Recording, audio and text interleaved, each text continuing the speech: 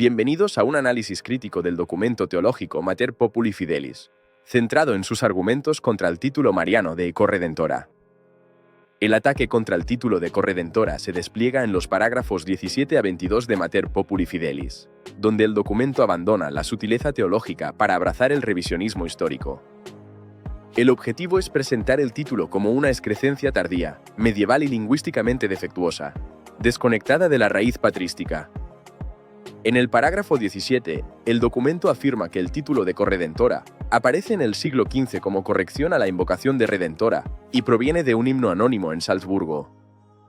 Esta narrativa genética busca deslegitimar el término asociándolo a una época de supuesta decadencia teológica y a una mera corrección semántica. La mala fe reside en utilizar la etimología para negar la ontología. Aunque la palabra corredentora se populariza en la Baja Edad Media, el concepto es patrístico y apostólico. Está enraizado en la doctrina de la recapitulación de San Ireneo y San Justino, quienes presentan a María como la nueva Eva que desata el nudo de la desobediencia. El documento menciona la nueva Eva, pero realiza una operación quirúrgica para separar el concepto del de corredentora, insinuando que los padres no extendieron esa cooperación a la redención objetiva. Esto es falso. La nueva Eva está asociada al nuevo Adán en la lucha contra la serpiente, una lucha que culmina en el Calvario, no en Belén.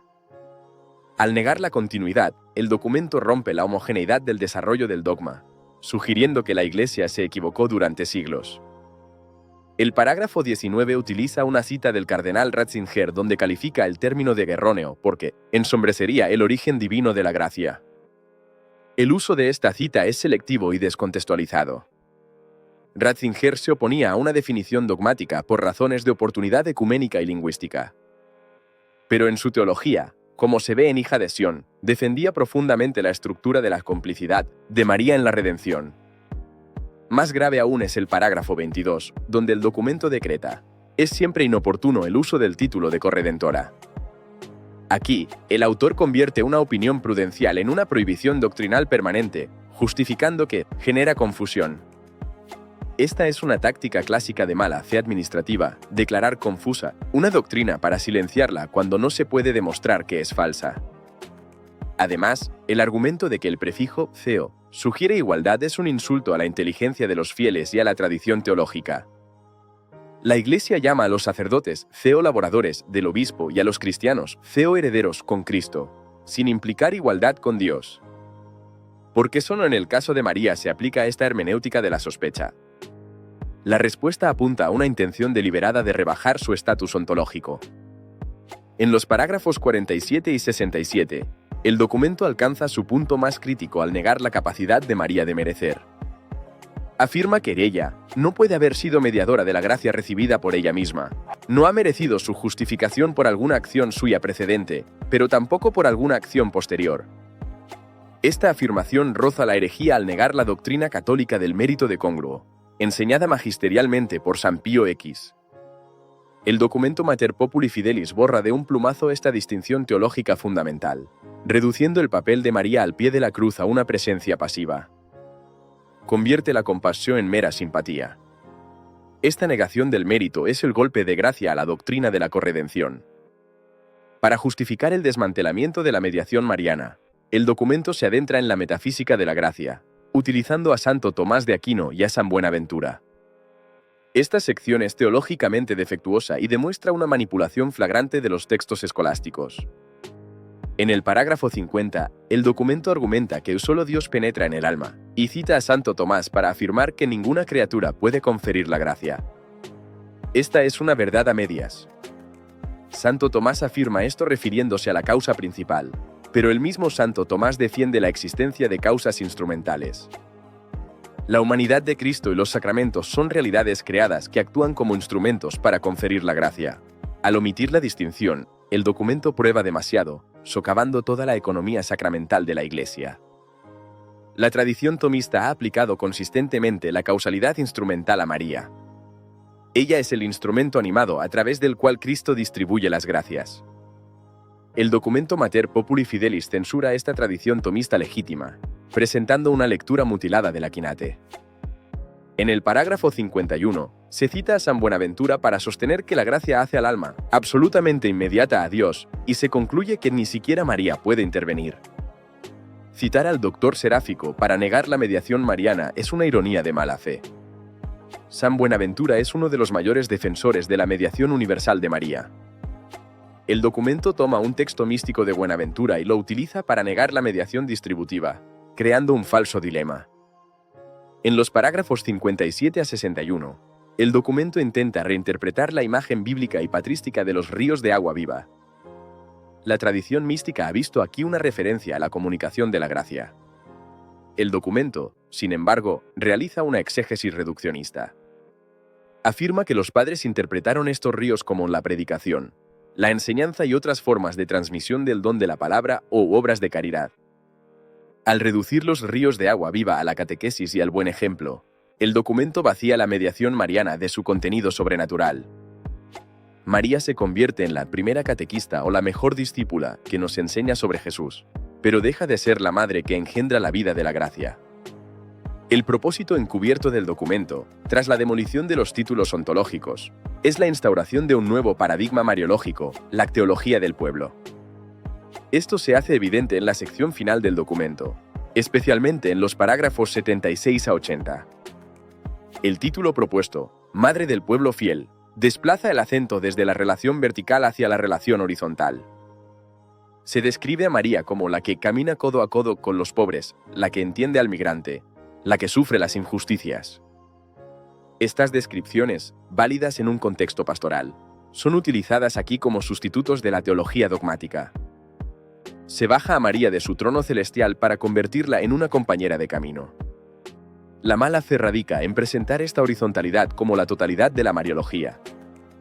El documento sugiere sutilmente que una María corredentora y reina estaría demasiado lejos del pueblo, y por tanto, sería menos madre. Esta es una falacia populista. En la tradición católica, es precisamente la realeza y el poder de María lo que fundamenta la confianza del pueblo en su protección. El documento ofrece una madre empática pero impotente, una figura de consuelo psicológico que no tiene autoridad real sobre el tesoro de la gracia. En la presentación, se admite explícitamente que el documento busca un particular esfuerzo ecuménico.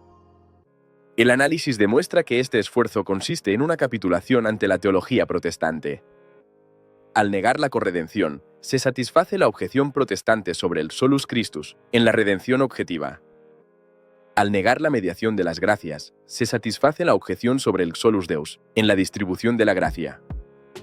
Al negar el mérito mariano, se satisface la objeción sobre la sola gratia y la inutilidad de las obras. El documento utiliza a los autores ortodoxos como una cortina de humo para ocultar esta protestantización. Finge acercarse al Oriente, pero en realidad adopta la soteriología del norte de Europa. Es un ecumenismo de mínimos que sacrifica la identidad católica. El análisis detallado de Mater Populi Fidelis confirma la existencia de una gran mala fe intelectual en su redacción. No estamos ante un documento que busca clarificar la doctrina, sino ante una operación de demolición controlada. El autor, Cardenal Fernández, utiliza una estrategia de camuflaje patrístico, revistiéndose de la autoridad de los padres de la Iglesia para atacar la teología escolástica. Sin embargo, traiciona a esos mismos padres al vaciar sus palabras de su fuerza ontológica y soteriológica. El propósito encubierto es la reconfiguración de la fe católica hacia un modelo antropológico y sociológico.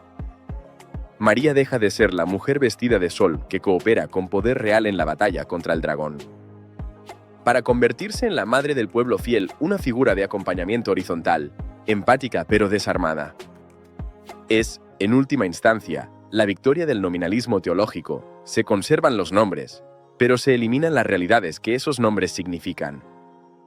El documento es, por tanto, un acto de ruptura con la tradición viva de la Iglesia, ejecutado con la frialdad de quien conoce la verdad y decide deliberadamente oscurecerla. La nota doctrinal, Mater Populi Fidelis, presenta un análisis teológico crítico que, argumentamos, rompe con la mariología católica tradicional. Este documento deconstruye la cooperación de María en la redención, rechazando títulos como corredentora y mediadora, basándose en una antropología reduccionista y una metafísica errónea sobre la causalidad de la gracia. Una desviación grave es la negación de la causalidad instrumental en el orden de la gracia, socavando la teología sacramental católica. El documento malinterpreta el axioma tomista, solus Deus igiabitur animae, sugiriendo que Dios actúa sin medios, lo que contradice la función de los sacramentos como causas instrumentales de la gracia. Si la lógica del documento fuera válida, los sacramentos como el bautismo o la Eucaristía serían meros símbolos, no causas eficaces de gracia, una visión protestante. Además, el texto rompe con el magisterio precedente de papas como Pío X y Benedicto XV, quienes afirmaron la mediación distributiva de María y su papel activo en la redención. También emplea un monismo cristológico, viendo la gloria de la criatura como una competencia a la de Cristo, ignorando el principio católico de participación. La insistencia en María como primera discípula subordina su maternidad divina, un error en la jerarquía de órdenes que la arranca del orden hipostático. El documento evita el lenguaje de reina, reduciendo a María a una figura de acompañamiento, despojándola de la potestas real que la tradición le atribuye como Gebira. Al negar la causalidad instrumental y la mediación de María, Mater Populi Fidelis no solo rebaja a la Virgen, sino que rompe la lógica de cómo Dios obra en el mundo, usando lo visible para darnos lo invisible. Bienvenidos a un análisis crítico y forense de la nota teológica Mater Populi Fidelis. Esta nota, titulada Deconstrucción sistemática y mala fe teológica, examina la tergiversación patrística y la ruptura dogmática. La mala fe aquí no es un error involuntario, sino una estrategia deliberada de ingeniería teológica para demoler fundamentos doctrinales marianos. El autor utiliza una metodología de selección excluyente y tergiversación contextual, fingiendo abrazar la mariología oriental y la autoridad de los doctores de la Iglesia. Paradójicamente, esto vacía de contenido ontológico la cooperación de María en la salvación, resultando en un minimalismo mariano. Este minimalismo reduce a la Madre de Dios a una función pedagógica, estética y sociológica, negándole causalidad real en la gracia. Pondremos de manifiesto las anomalías hermenéuticas del documento, con énfasis en el uso sesgado de fuentes orientales y ortodoxas. Una disección de los 80 parágrafos de la nota revelará una ruptura con el magisterio precedente, disfrazada de continuidad. Esto constituye un acto de desmantelamiento dogmático sin precedentes en la historia reciente de la mariología curial. Para comprender la operación de Mater Populi Fidelis, es preciso analizar su arquitectura retórica y metodológica. El documento no ataca los dogmas marianos de frente, sino que erosiona sus cimientos metafísicos redefiniendo el lenguaje teológico.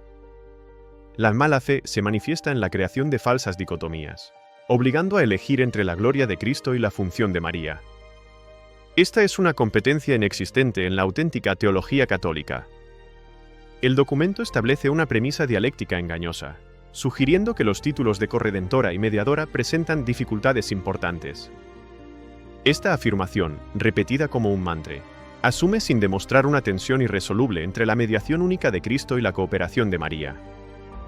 La mala fe ignora siglos de reflexión teológica que explican cómo la mediación mariana glorifica la mediación única de Cristo. El documento omite la distinción fundamental entre competencia y participación, presentando la devoción mariana como una amenaza. Al hacerlo, se alinea con objeciones históricas del protestantismo, disfrazándolas bajo un lenguaje de prudencia pastoral. El parágrafo 20 es paradigmático, cita Efesios y Colosenses para exaltar la centralidad redentora única de Cristo. Nadie en la Iglesia católica niega esto. El uso de estas citas implica una acusación tácita contra quienes defienden la corredención.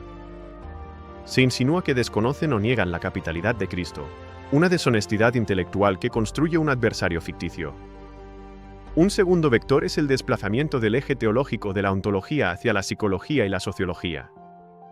El título, Mater Populi Fidelis, es una declaración de intenciones, enfocándose en una categoría sociológica, el pueblo fiel. Los términos objetivos son sistemáticamente sustituidos por afectivos y subjetivos, como afecto y admiración o ternura y esperanza. Esta saturación del lenguaje sentimental actúa como un anestésico doctrinal, ofreciendo una María cercana, a cambio de arrebatarle su poder. Se le permite consolar psicológicamente, pero se le prohíbe actuar metafísicamente, reduciendo la devoción a una expresión simbólica. El núcleo más sofisticado de la argumentación de Mater Populi Fidelis se encuentra en su apelación a la tradición oriental y ortodoxa. El documento usa el prestigio de la patrística griega y la liturgia bizantina como arma contra la mariología latina post-tridentina. Sin embargo, un análisis revela que el autor cita a los orientales fuera de contexto, distorsiona su pensamiento o silencia sus afirmaciones. En los parágrafos 10 y 11, el documento aborda la mariología oriental, reconociendo su riqueza, pero con una clave de lectura reductiva. Afirma que la himnografía es simbolismo poético para despertar el asombro, neutralizando su valor dogmático. En la teología oriental, la liturgia no es poesía en el sentido moderno, sino la teología hecha oración, con afirmaciones dogmáticas.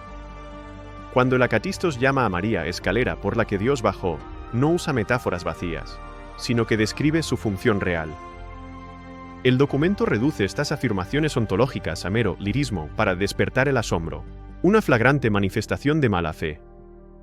Al categorizar la teología oriental como simbolismo poético, el cardenal Fernández se arroga el derecho de no tomarla en serio.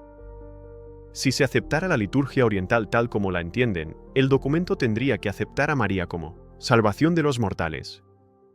El documento utiliza el título de Theotokos como un límite excluyente, no como un fundamento inclusivo. Argumenta que la iconografía representa a María mayoritariamente como Theotokos y que no es objeto de un culto junto a Cristo. Esta descripción es una verdad a medias manipulada para sostener una falsedad. En la teología ortodoxa, la maternidad divina otorga a María una omnipotencia suplicante, derechos de madre sobre el Hijo. El documento silencia esta dimensión de la autoridad materna, reduciéndola a una cercanía afectiva. Al decir que la jodegetría solo señala el camino, el documento reduce el papel de María a una función indicativa. Omite que en la iconografía, María es también el trono de la sabiduría, que sostiene y contiene al Verbo. El documento ignora deliberadamente la fiesta del Pokrov, donde María extiende su manto para proteger al pueblo.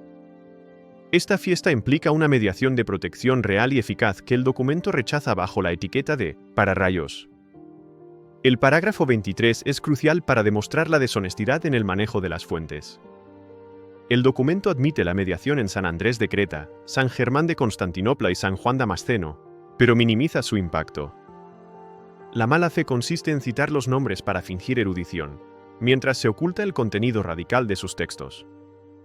San Germán de Constantinopla afirma: «Nadie se salva sino por ti, oh Santísima, nadie se libra del mal sino por ti». Esta es una declaración explícita de la mediación universal de las gracias, contradiciendo frontalmente al documento. El autor sabe que citar textualmente estas frases destruiría su tesis, por tanto, menciona a los autores pero censura sus voces. Transforma a los padres, que fueron maximalistas marianos, en precursores del minimalismo moderno, cometiendo violencia hermenéutica. En resumen, el documento, Mater Populi Fidelis, realiza una deconstrucción sistemática de la teología mariana. Sus consecuencias potenciales para la devoción mariana y la comprensión del papel de María en la salvación son profundas. Es crucial mantener la fidelidad a las enseñanzas tradicionales de la Iglesia sobre María, incluso en el diálogo teológico.